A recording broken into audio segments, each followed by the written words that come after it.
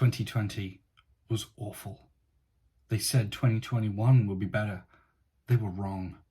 Between the shortage of products, the politics, the reviews, the scalpers, no one knew who to trust. That is when my story begins. Ignore the reviews, the scale comparisons, and trying to be in vain the first one to find and review something new. My name is Toy Scourge, and I will find and reclaim the toys of my past. That is my mission.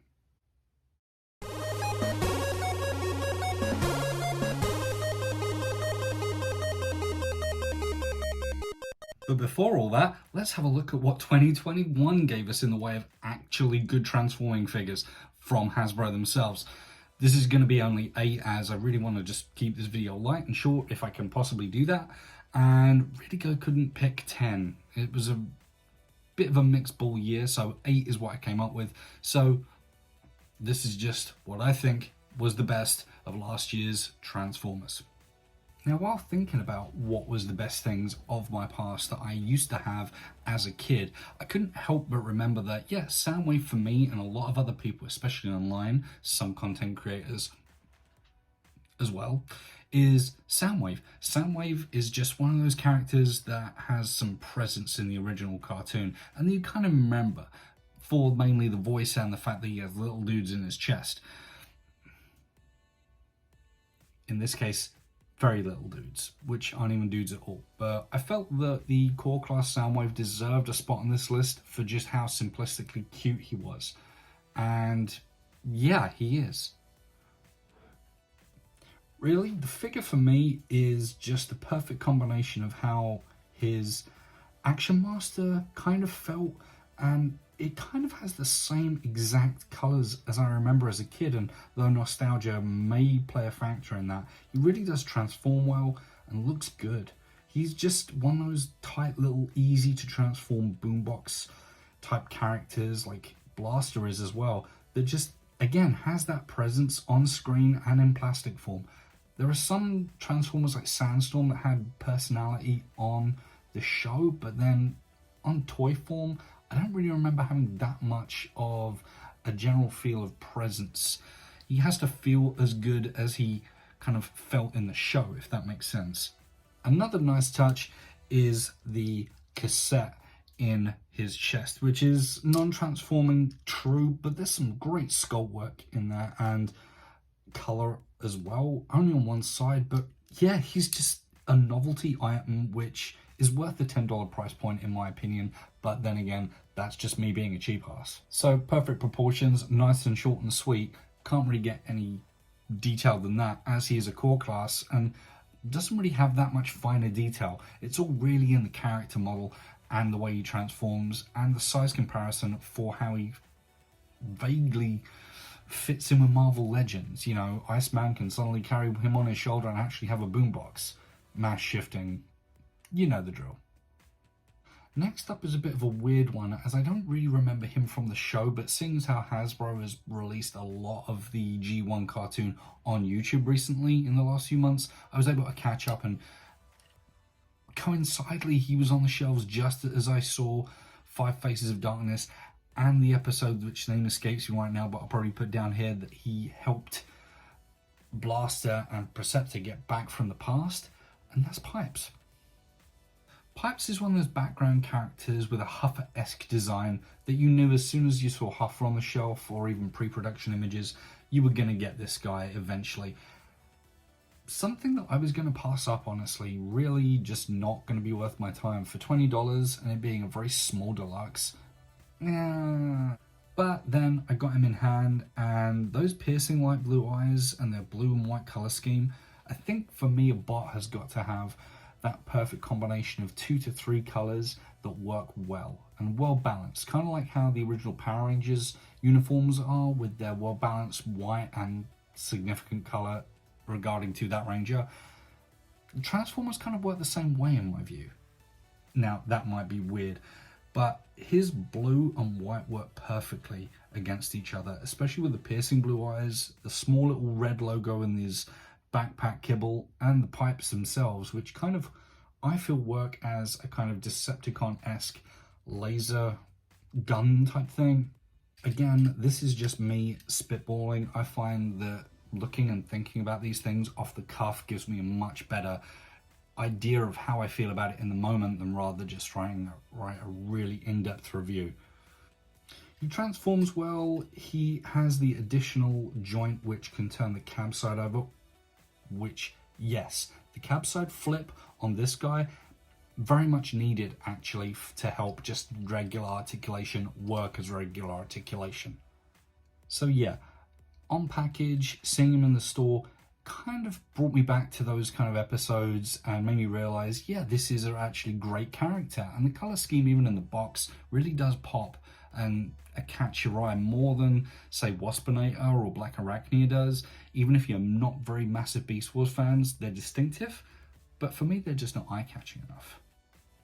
Now, our first foray into the Studio series today, and I really did not mean that to rhyme, but I only tried that half of the time. Oh my god, I should stop. No, I shouldn't. No, I shouldn't not. Anyway, point being, our first look at a Studio series character is Nora. So Nora is one of those characters that got his name after the fact, and to be honest, he's a perfect little army builder if you're going to want to go for a more upscale rather than the Titans Return release of this guy. And he's got some charm. He's got some bits that are flawed, like the arms only being on a single joint rather than a ball joint in Shark mode, which I feel would have given him a better range of movement. But as it is, it's perfectly serviceable. It looks a lot better. It feels a lot better. It feels weightier than the Titans Return version, and it just fills out that hole in someone's collection for Season 3 of the Generation 1 cartoon a little bit more. The molding on this guy is really good. It's subtle in ways that kind of would let you ignore it first off if you don't actually catch it, but then when you actually look and give a fine detailed look at him, he's actually really, really good. Even in parts that shouldn't have molding, like underneath here. I mean, seriously, why do we need molding on his crotch? Again, there are some few flaws with him, like the single joint, the head underneath his other head in Shark mode, but other than that, he's actually pretty darn good. I mean, he poses well, he's got all the right points of articulation, he transforms well. It's a Sharkticon. It's a surprising thing for 2021, and yeah, I'll take that as a win. It's just, this is okay. No, it's not. The next challenger in the Studio series line was, I feel, Retgo. Now, Retgo himself is one of those Transformers that Season 3 fanatics will actually go crazy over, or fans of the British comic book, as he did appear a lot in the British comic run of the series. But for me, he's just one of those quintessential characters that had the same kind of presence as, say, Soundwave did. And this guy certainly does have some presence.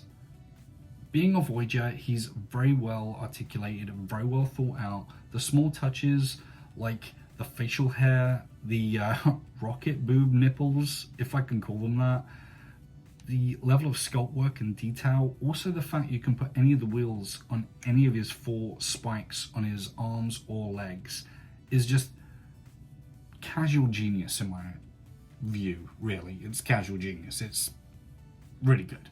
Apart from singing the praises of his robot mode, the color scheme kind of muted, but it works. It feels like he just jumped straight off of VHS from the 1980s or early 1990s and is now in your house, on your shelf, looking grand like Retgo should. And really, can we get back to the awesome facial hair? Because this isn't the first and only Transformer we had purely for great facial hair this year. Are we forgetting my namesake? Yeah, can we back up from Retgo for just a second? The facial hair on Scourge is by far on par with Retgo, and it's can we get some more facial hair on bots, please? We get enough faceplates. We need more facial hair. Can that be just the consistent thing, please? Anyway, facial hair aside, he really is good. He transforms well. The bike mode is the perfect size for any Transformer, either Legends, Core, or Deluxe size, and maybe even some smaller Voyagers as well. It just really Hasbro thought about a lot when making this guy, and can we just say, yeah, Cycle, you own GoBots now. You can totally get away with making a Cycle out of this. Just saying, Cycle. You know you heard. In fact, the only thing that I think is majorly wrong with the figure is the fact there's no proper click joint in the waist. This seems to be a recurring thing, which I thought was just my version, but after reading several comments online, yeah, this isn't the only one that has that issue. Now, if I haven't done enough gushing over nostalgia for characters such as Retgo and Soundwave, my next character is going to have some nostalgia of a different kind. It's Gigawat. Gigawat is a bit of a surprise for me, as online his value at 2020 was astoundingly stupid and ridiculously high for the longest time. And now it seems to have petered out and come down a little bit, but I'll get more into that in another little later on bit. Really, here's a bot which really should not work, in my view. A transforming DeLorean just sounds way too outlandish, way too crazy, but he looks good, he looks great. It's something that is out of left field and just works. His head, if I have to have any complaints, is a little too set deep into his shoulder cavity, or the bar on which everything rotates for transformation. But really, that was a problem with the side swipe mold to begin with, and it's a great mold, don't get me wrong. It's simplistic, it's great, it's got a couple of added touches here and there that make this unique and feel very unique. Anyone with the actual figure will know what I'm talking about, rather the chest plate and the shoulder hinge, the extra little flaps on that. So yeah, it's a surprise, but what we really get it for is the DeLorean. Really, Gigawat is the Transformer gift that keeps on giving, because not only does it have an interesting robot mode, very unique in itself, even though it is a retool of an existing mold, but it has an absolutely kick-ass alternate mode. And really, with the packaging that it comes in, it works. It works as a nostalgic piece without actually having any actual Transformers nostalgia attached to it. It is purely all for Back to the Future. And I totally get that, because the car itself, with the little accessories it comes with, both the lightning rod and the Mr. Handy that you can plug onto the back of the engine, works. It's a real good thing of beauty, and I can understand why people might not want to have this in their collection, because it's the best of both worlds, really. And some people just want to keep it G1, some people just want to keep it Beast Wars, some people just want to keep it Armada, some people just want to keep it good guys, some people just want to keep it bad guys. But for me, this works, and it's a very pleasing addition to my collection in the very least. And I'm hoping other people might feel the same way, because he really does work and opens up a whole slew of possibilities for future collaboration releases. Speaking of collaboration pieces and the little point that I just said earlier on in the video, yeah, I told you you'd be back, yeah. Anyway, spot on my list is definitely Ectotron. Ectotron's one of those, again, remolds from the Onslaught and Cyclonus Titan's Return Power of the Primes mold, which really, on reflection, you'd think was absolutely crazy. But again, for me, it's the best of two really great franchises, and I will fully admit right now, I am a massive Ghostbusters fan. Huge. The 2016 movie, just okay. Afterlife, amazing. 2 was my very first Ghostbusters movie, so for me that has huge nostalgia attached to it, and of course the original. But what this figure does is, again, like Gigawat, create something completely new with the color scheme it's given from the show and Transformers. It's got that bright white and silver. It's got the color of their jumpsuits from the movie in there. It looks absolutely like an oddball creation that shouldn't work. But to me, it does. And again, you can feel free to comment on why it doesn't for you personally, but it's just one of those quirky little pieces that you can find maybe in weird museums or gift shops on vacation, like the dolphin transformer or some really bad animal formers.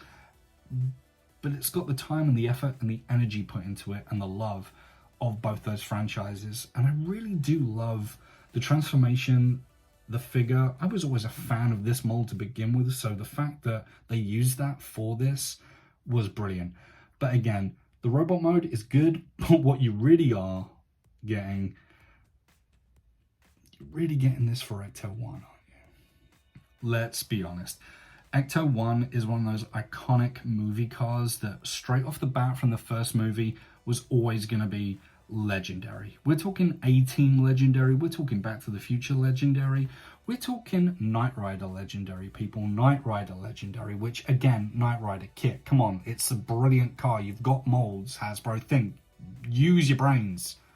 Again, licensing problems and issues notwithstanding for collaborations, it really is a beautiful sculpted car and so shiny and feels brand new yet old in a way.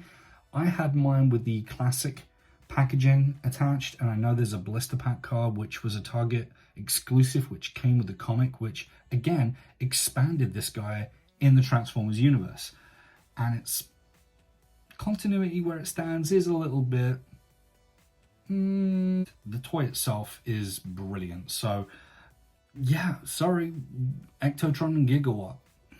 2021 had some surprises, what can I say?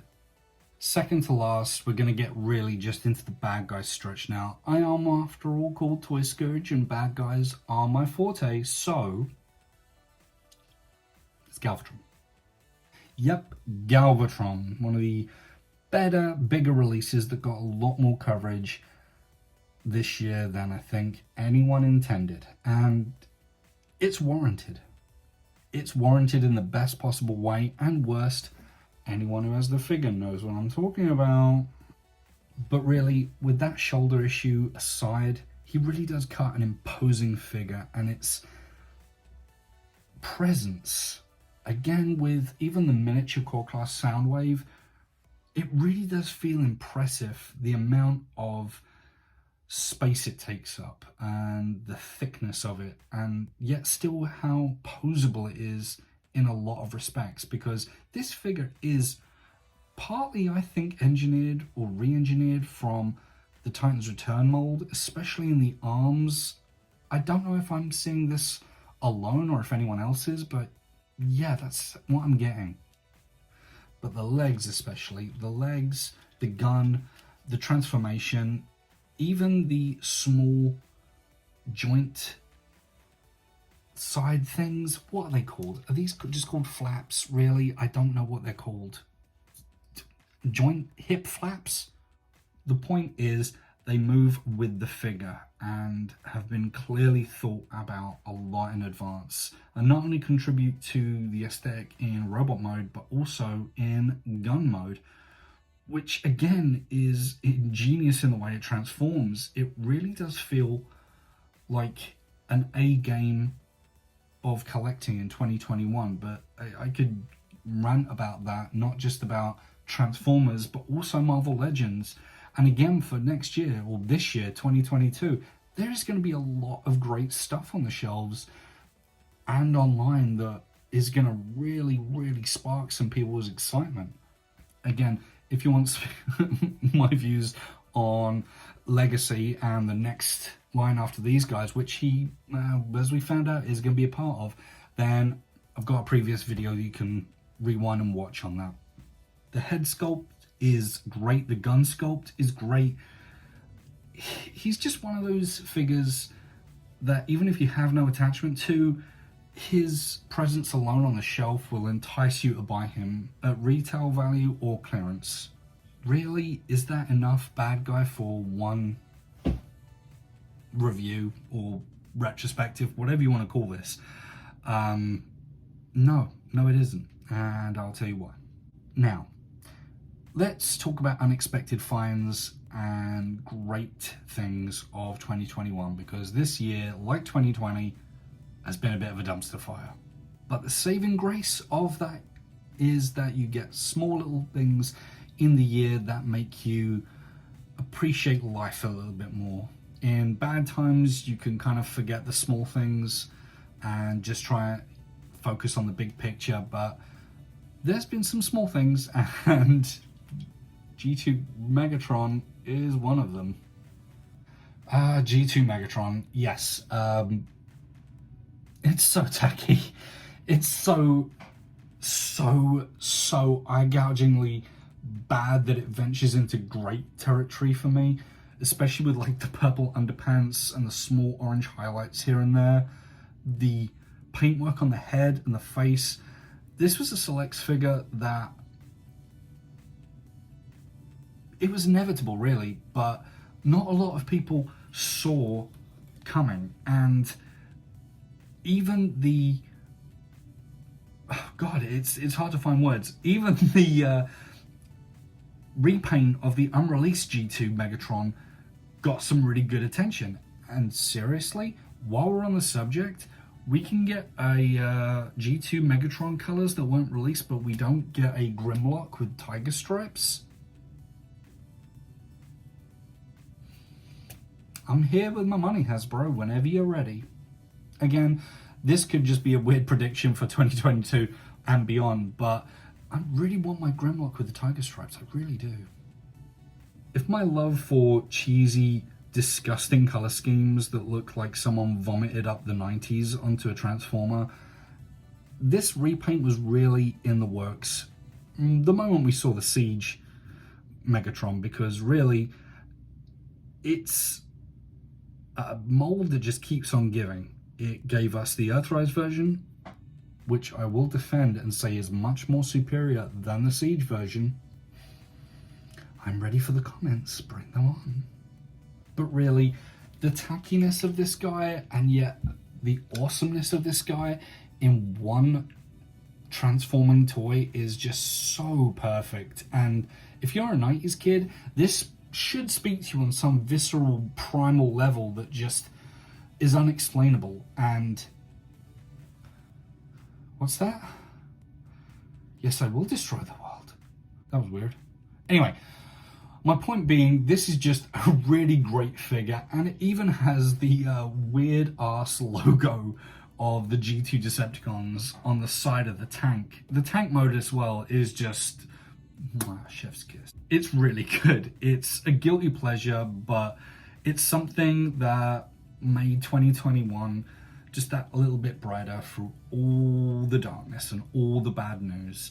And like I said last year, hoping that 2021 will be better is just hope. But that's good.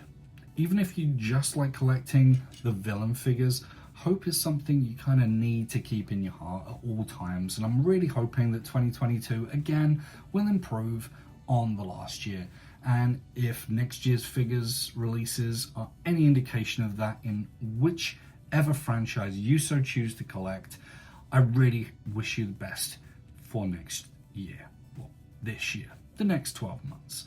So this is Toy Scourge with my 8 figures of 2021 signing off, and I will see you later, nerds.